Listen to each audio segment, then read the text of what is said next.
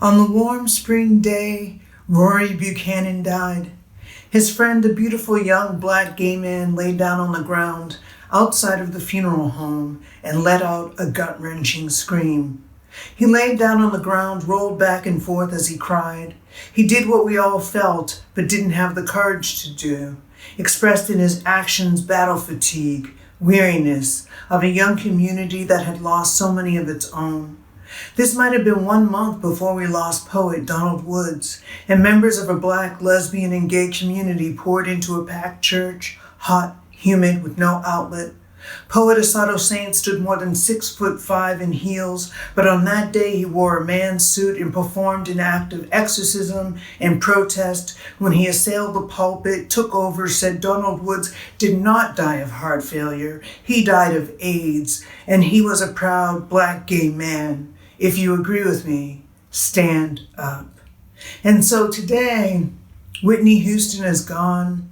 Etta James, my idol, the Soul Train man who shot himself, Don Cornelius, Heavy D, Howard Tate, Michael Jackson, Prince, Muhammad Ali, Heath Ledger, Anna Nicole, Amy Winehouse, Nelson Mandela, so many who helped us know who we are and were. But today I don't want any lavish displays of grief and protest, to do as they did in the black church when spirit took hold. You could see a weighted 300-pound body fly up and dance. Today I want none of what happened with Rory or Donald. Today I just want to breathe breath. Let go past pain, grief, be the girl I was, leap up, sing, dance, not care. Let my tongue turn blue, eating an icy, walking down the street carrying a boombox, singing Stephanie Mills, I feel good, all over. To feel like I do when snow falls, taking that first big gulp of something new, the way I feel every time I board the plane to Africa or Europe and I'm racing over images, stalls upon stalls filled with beauty and mystery. To feel with myself the way students express feeling with me, eyes open, it affects everything. To feel the way I do walking up the hill to a new school like a traveling preacher filled up with message. Today I want to release all the things I could, should have said, be the student who said I changed everything, even at home. My teachings made him grow up, become a new and better man.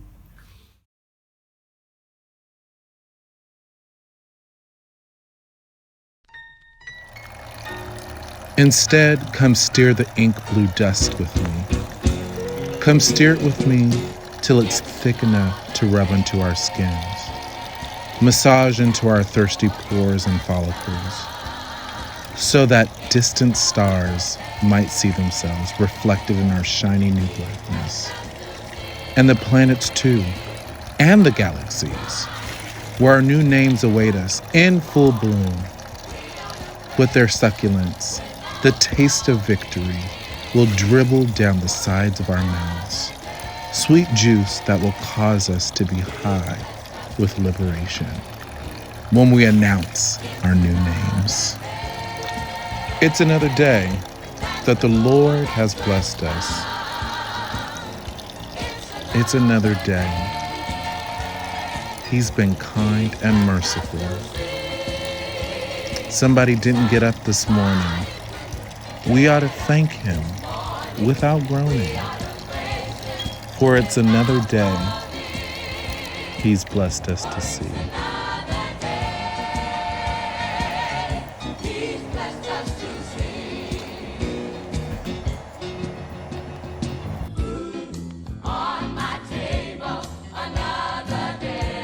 It's another day that the Lord has blessed us. It's another day that the Lord has blessed us.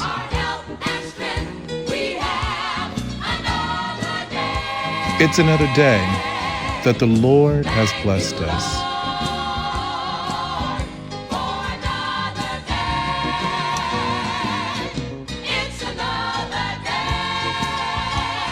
It's another day that the Lord has blessed us. It's another day. He's been kind and merciful. Somebody didn't get up this morning. We ought to thank him without groaning, for it's another day he's blessed us to see.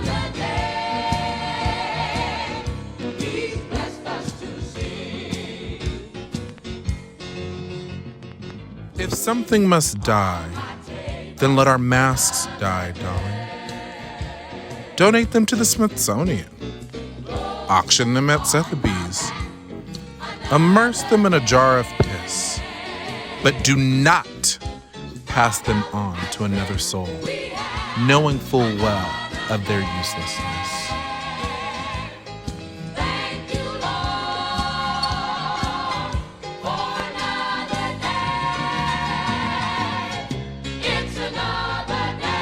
It's another day that the Lord has blessed us.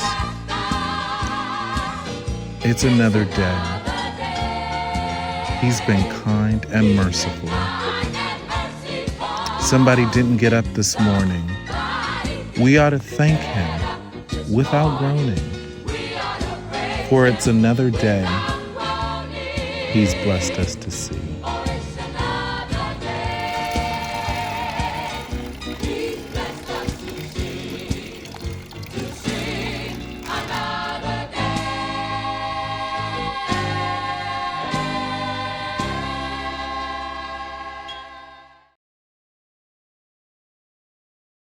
The headline in yesterday's news blared a tale of two pandemics, shocking inequities in the healthcare system. What got me was the use of the word shocking, and two. Those of us who lived through the 1980s, early 90s AIDS crisis already knew about the existence of two New Yorks, 2, 20, 30, 40, 50 Americas, maybe more, depending on age, race, class, citizenship status, entirely different systems for those who aren't white, straight, middle class. Those of us who saw our brothers, friends, sisters die at the hands of a system that shunned, refused to treat, threw away the unwanted. Still can't forget a gay friend waiting for Medicaid to treat HIV. He got sicker and sicker. I asked, why did Medicaid take so long? He said they're waiting to see if I'll die first. This wasn't the America that I learned about in elementary school. I was instructed to put my hands over my heart and salute. This wasn't the free America we sang of. People who are LGBTQIA already know that there are two Americas. A doctor who kept forcing me to take a pregnancy test, even after I insisted at the time I only have sex with women. I saw his scorn, still a test he made me pay for. And then those women who were forcibly sterilized, had their wombs, their life force taken, left dry, barren by doctors who never even stopped to explain, felt entitled to take, scar women's bodies, breast cut off, no option or consolation given. Women who aren't rich and white already know about invisible lines you can't cross with no insurance or Medicaid, forced into black markets for drugs, a land of botched care, botched procedures. Black people already know separate doors, separate entrances, treatments, options existing long after Jim Crow. And I have kept waiting for this moment, this time of a medical Me Too, when those who suffered from botched procedures and the indignities step from the shadows, speak and name the atrocities committed, medical malpractice. I won't blame all doctors, some are good, just middlemen like so many in a broken system doing what they can. And I'm grateful for the good ones in this pandemic risking their own lives. But the image of medical researchers that we see in movies and on television who understand a complex problem, pour through medical books and science journals, stay up all night burning midnight oil to find a cure, who weep with concern, are mostly false. Rare like the ones who find cures and refuse to patent or personally profit. Those days have become a myth. What's replaced them are businessmen wanting status amongst peers, entry to country clubs and power, gaslighters, hustlers, actors like Trump. There's a doctor at Mount Sinai, star of his field, charged with drugging and raping his patients. No one believed it until it was proven. His victims were only black women. The rest he left alone. Boots are being polished. Trumpeters clean their horns. Chains and locks forge. The crusade has begun. Once again, flags of Christ are unfurled in the dawn, and cries of soul savers sing apocalyptic on airwaves. Citizens, good citizens all, parade into voting booths, and in self-righteous sanctity, X away our right to life. I do not believe as some that the vote is an end. I fear even more, it is just a beginning. So I must make assessment, look to you and ask, where will you be when they come? They will not come a mob rolling through the streets, but quickly and quietly move into our homes and remove the evil, the queerness, the faggotry, the perverseness from their midst. They will not come clothed in brown and swastikas or bearing chests heavy with gleaming crosses. The time and need for ruses is over. They will come in business suits to buy your homes and bring bodies to fill your jobs. They will come in robes to habilitate and white coats to subjugate. And where will you be when they come? Where will we all be when they come? And they will come. They will come because we are defined as opposite, perverse. And we are perverse. Every time we watch a queer hassled in the streets and said nothing, it was an act of perversion. Every time we lied about the boyfriend or girlfriend at coffee break, it was an act of perversion. Every time we heard, I don't mind gays, but why must they be blatant, and said nothing, it was an act of perversion. Every time we let a lesbian mother lose her child and did not fill the courtrooms, it was an act of perversion. Every time we let straights make out in bars while we couldn't touch because of laws, it was an act of perversion. Every time we put on the proper clothes to go to a family wedding and left our lovers at home, it was an act of perversion. Every time we heard who I go to bed with is my personal choice, it's personal, not political, and said nothing, it was an act of perversion. Every time we let our straight relatives bury our dead and push our lovers away, it was an act of perversion. And they will come for the perverts. And it won't matter if you're homosexual, not a faggot, lesbian, not a dyke, gay, not queer. It won't matter if you own your own business, have a good job, or an SSI. It won't matter if you are black, Chicano, Native American, Asian, or white. It won't matter if you're from New York or Los Angeles, Galveston or Sioux Falls. It won't matter if you're butch or femme, not into roles, monogamous or non-monogamous. It won't matter if you're Catholic, Baptist, atheist, Jewish, or MCC. They will come. They will come to the cities and to the land, to your front rooms and your closets. They will come for the perverts. And where will you be when they come? I didn't know at the time, but this poem, while it was so relevant when I first heard it in 1987, really is relevant today. I mean, as a black gay man living with AIDS in America, it is a question that I ask almost every day. I think it's a question that black people ask, that people of color ask in general, that marginalized people ask all the time. Where will you be when they come? Particularly when we're talking about our allies, and you could substitute all sorts of things that happen in the world that are perverse. Every time an unarmed black man is killed by the police, it is an act of perversion. Every time a woman has to deal with sexual assault in the workplace, it is an act of perversion. Every time a migrant or a person, an immigrant, is demonized and ostracized, it is an act of perversion. And we have to ask ourselves, where will we be, or where are we when these things happen? And it is certainly something that I think about.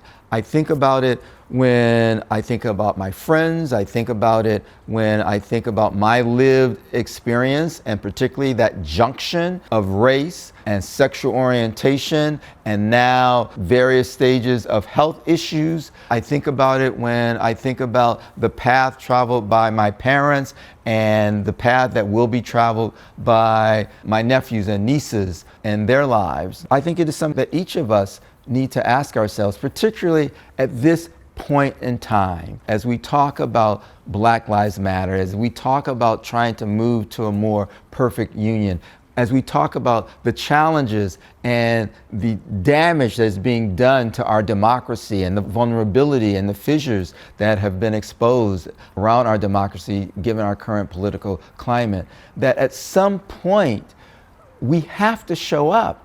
At some point, we have to be there. At some point, we have to stand on the wall. At some point, we have to be accounted for. At some point, we have to answer Pat's question, where will you be when they come? Because in our world today, they have come. And they're not using ruses anymore. They are judges and they are elected officials and they are police officers. They are a whole swath of folks that are there, and we have to stand tall and we have to stand together and we have to be there for each other.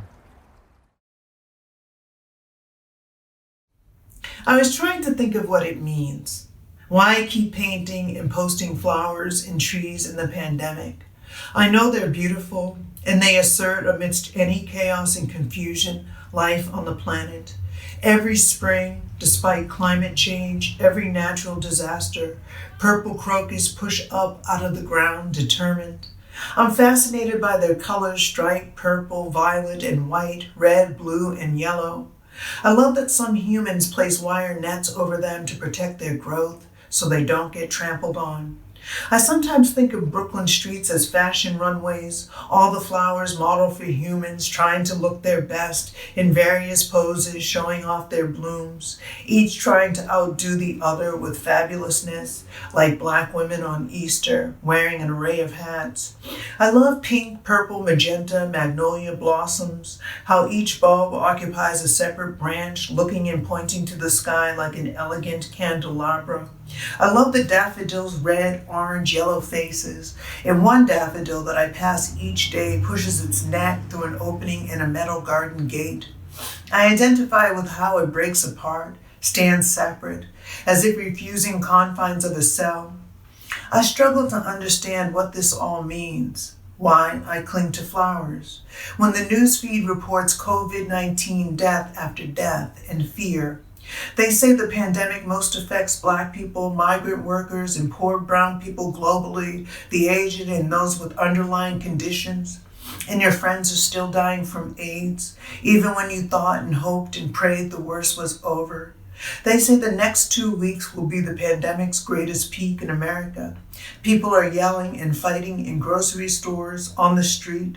There is so much fear. And the life you knew, good or bad, may never return. But finally, talking to my father today, I understood my connection to flowers more. Over the years, anticipating his demise, he's given me messages, said you never gave me any problems. You went off and you did things on your own. You did everything all by yourself. You decided to go to New York and never looked back. You made it on your own. Today, we are talking about the pandemic. I try to find masks and hand sanitizer to send to my family. Touched and impressed by my efforts, my father said, "You still look out for us. You're a beautiful girl. I'm glad you're my daughter. I'm here for you." And then I understand what it all means. If we can survive, have equipment, means, money, support, conditions, there are also other possibilities. We can heal.